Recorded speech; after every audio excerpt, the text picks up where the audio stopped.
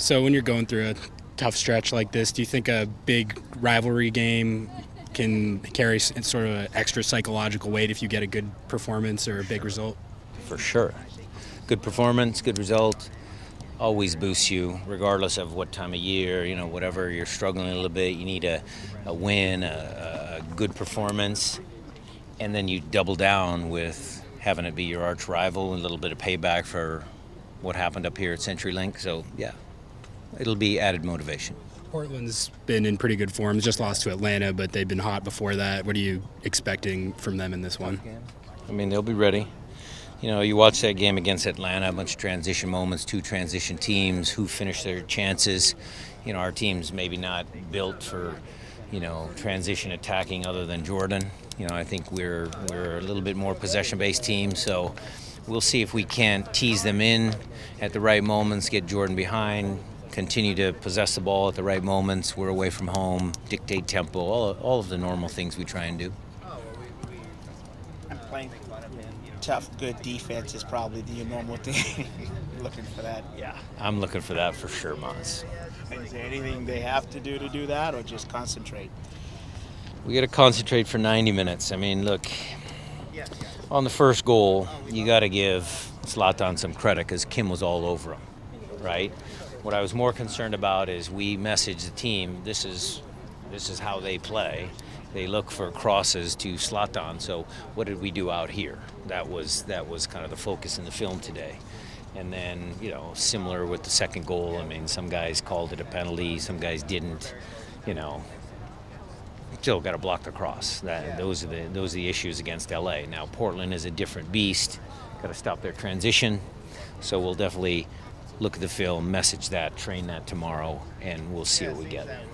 How important, or how does it help the team that you're coming from a couple of bad games, but you get Portland, maybe to add an extra fire to their practice, their motivation? Yeah, I mean, again, I think I answered Ari's question very similarly. It's going to help. There'll be added motivation from each one of those players in that locker room because it's Portland.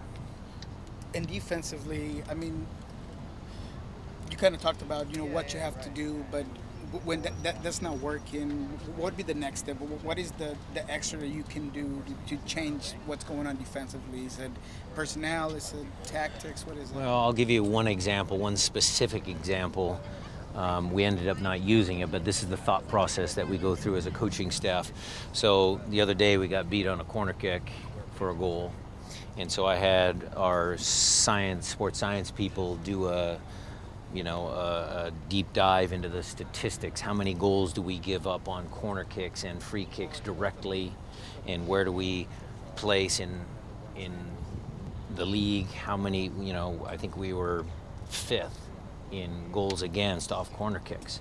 So even though it felt to us like we might change to a zonal defending on corner kicks, we don't have Ramon, we don't have Chad. Statistics bared a different story. We're actually pretty good defending our corner kicks. That just happened to be one goal that happened recently. So you don't make a rash decision just because you took one goal. You actually do the research, you think about it, you talk to your players about certain things that you can do. And like I said, we ended up staying with our man-for-man marking scheme. And, we'll probably continue to do that. But that's one example of what we as coaches do to kind of help the guys have the right tools to be successful. Emmanuel Cecchini's not out here. Is he that related to him obtaining his visa, and is he potentially eligible? That is absolutely pertaining to his visa, and you will see him here tomorrow, and I'll probably have a smile on my face. Victor Rodriguez, not here. What's his status? He's on his individual program with the training staff. He'll be in and out until he's back into full training, and I'll let you know when he's in full training. Brad Smith is in full training. With you having a big smile on your face, does that also mean that you'll have a resolution to the international slot issue pertaining to Cecchini? There are options on the table for that particular question. I believe you're referring to Nuhu. Yeah, you can buy international slots. You can, sell players. You can, do many, many different things. We're working through them. Any our questions for Coach Schmetzer. Were there any takeaways from the home match against Portland that you can apply on Friday? We'll watch the film. I haven't watched that film yet. It was a little painful for me the last time. But certainly we will, as a staff, Gonzo and those guys, Jimmy, they'll watch the film, pick out little things that we can, get out of that. And that's, again, part of our normal routine. Brian Fernandez seems to be a guy that has quickly been able to hurt the team at times. How do you stop that? It's their whole team. I mean, you got to be aware of where their good players are. Blanco, Valeri, Fernandez. You got to stop their transition. You got to make them pay when they're not sharp defensively. I think Atlanta made them pay on a couple occasions. Scoring right after halftime, kind of. We always forget about the attacking side.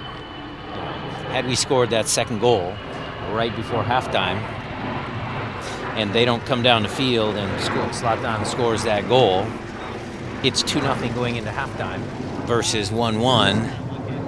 It's a team game, team sport.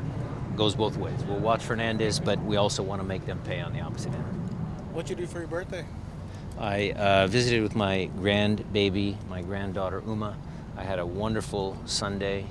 We babysat for like 4 hours so my daughter could just do her thing.